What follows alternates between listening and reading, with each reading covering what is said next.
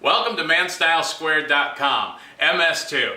I'm Jay Malcolm, and today we're going to be talking about a great cup of coffee made with a French press. There, that's pretty sad. That's the extent of my French. 8 years of conversational French, and all I can do is go. On my good days, I can ask where the bathroom is, but if any Frenchman gives me the directions in their mother tongue, I'm not going to be able to find it.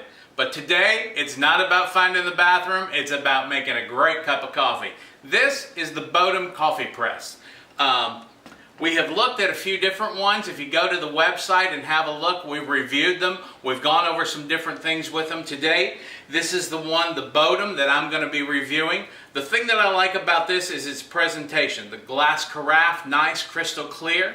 It has a great chrome housing, sturdy when you lift it and hold onto it. It's got some heft, some design to it. One of the things that I didn't like about it that came with the product was this scoop. A little short in the handle, which if you have a coffee grinder at home, a burr grinder to get your grounds and everything the way you want, this isn't so bad because you can scoop it out of the container it grinds into. But if you don't have a grinder or you've had to go to the store and get your coffee grounds done, then you're going to find that a little short. I have a stainless steel one. I've measured them out. This one that came with the unit has the same amount of measure as this one does, but this one's going to allow you to be able to reach down in the bag a little further to get your coffee grounds out. So one of the first things we need to do in this process is we need to boil some water. So let me just put the kettle on, and we'll get that water good and hot. Now, you're not going to use boiling water when you go to do this. We're going to pull the plunger out of this. This is the unit that will actually separate the coffee grounds from the water after we've brewed the coffee. Now, directions and personal taste, they may vary somewhat. Now we're just going to set this scoop aside and we're going to use this one. They recommend that you use a tablespoon for every 4 ounces of water. This particular unit is a 32-ounce unit. So with that, you're going to take that 32 ounce, divide it by 4, and you're going to come up with 8. So you're going to need 8 rounded scoops of coffee. So we're going to go ahead and do that right now. Now, it's a coarse grind that you're going to want to use, because if you use a fine grind,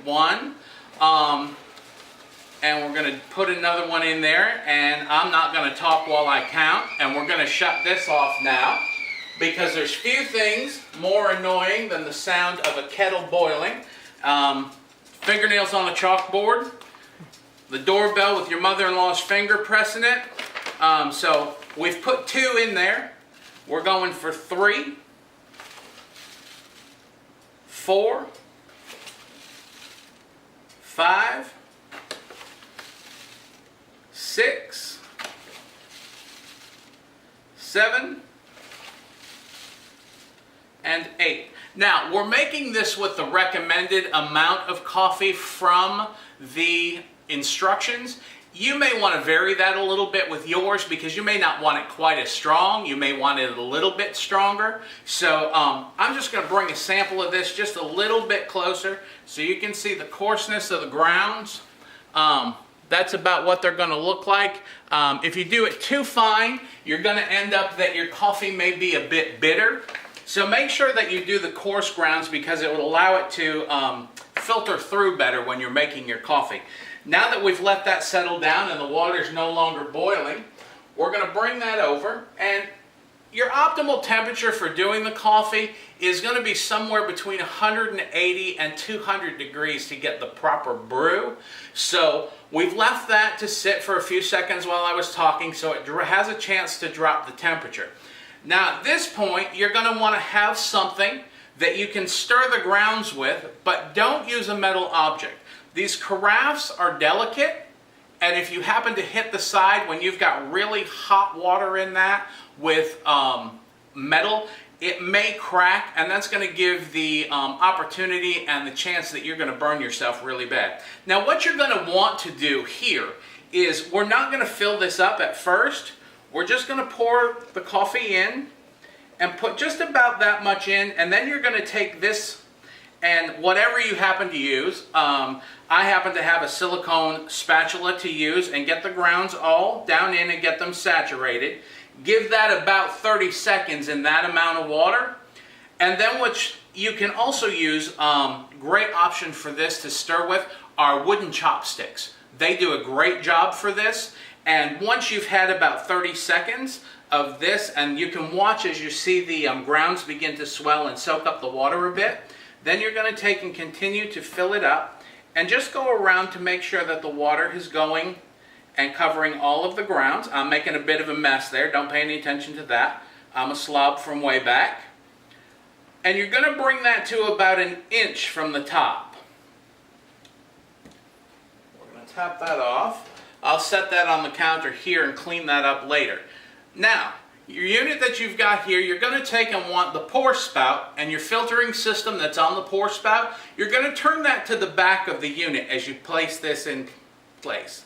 And then you're going to push that down just far enough that the top will sit on it, and we're going to leave that for about 3.5 minutes now, because you wanted about 4 in total, and we've already done the 30 seconds with the first part of that to let that do its thing when you first pour the hot water in there. So now we've got about, I'd say now we're probably at about 3 minutes and 10 seconds. So I'm going to set a timer for that, and we're going to talk about some other things to do with the coffee.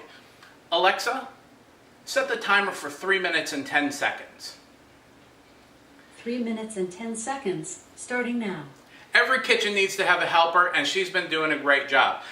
We've discussed in the article that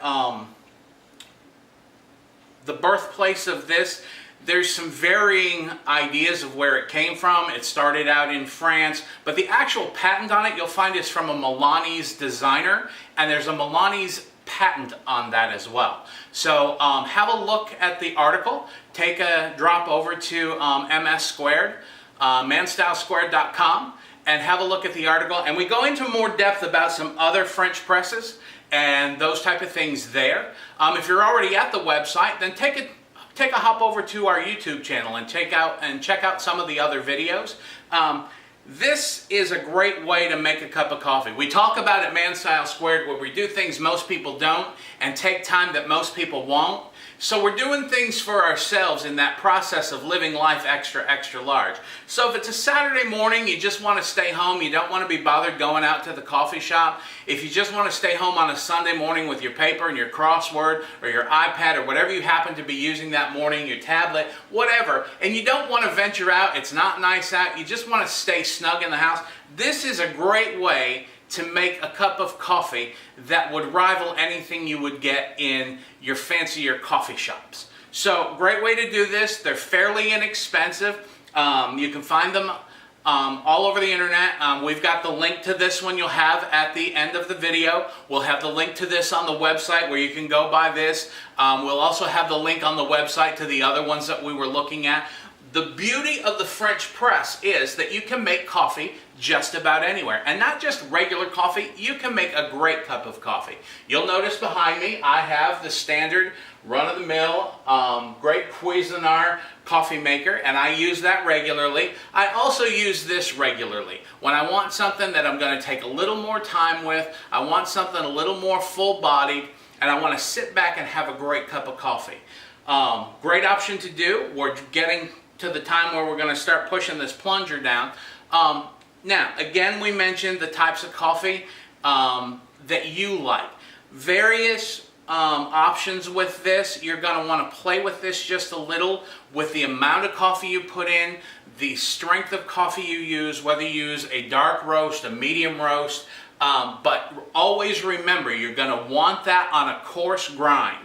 You're going to want to be able to use this on a coarse grind. It's something everybody can do, and as we're doing this, and she's going to give us the timer here in just a second, when you go to plunge this, you'll note when we go to do this, I'm not just going to push this to the bottom. Doing that can cause it to back pressure and cause the hot water to blow out the top of it. So you're going to slowly depress this to the bottom to get your coffee and your coffee grounds to the bottom. That's what this actually does. Your coffee is sitting in the hot water here. The plunger mechanism actually takes those coffee grounds, and there's Alexa letting me know that the time is up. Alexa, Thank you very much. Alexa, stop. Now, what we're going to do here is we're going to take and we're going to press this down slowly. And like I say, you don't want to push that too quickly, because the faster you press that, again, because of the hot water, the coffee grounds, it can cause a back pressure and force hot water up around the sides. You don't want to do anything that's going to cause injury or anything on a Saturday morning. No one wants to spend Saturday or Sunday in the emergency room. And we'll get this down, get all the grounds out. The screening system in this is such that it does a great job at keeping the grounds down. The fact that we get the coarse grind is the fact that it will, it doesn't come up through. It won't plug your screen, which we don't want it to do. And we have made ourselves an amazing cup of coffee using the French press.